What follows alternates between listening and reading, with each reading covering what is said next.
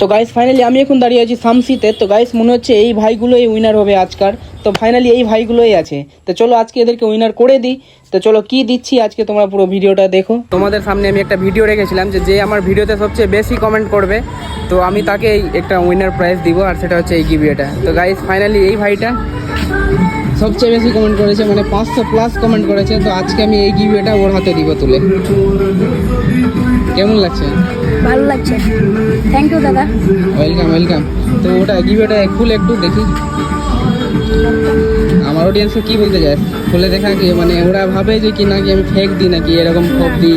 রাহুল দা সত্যি কিভাবে করে আজকে আমি পেলাম বেশি কমেন্ট করার জন্য। তার সাথে ভাইগুলো এসছে, ঠিক আছে। তো ভাই তোরাও চেষ্টা কর গিভওয়ে উইনার হওয়ার।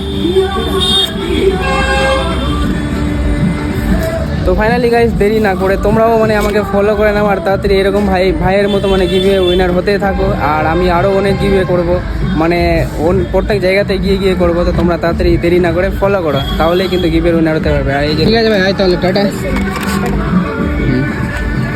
ঠিক।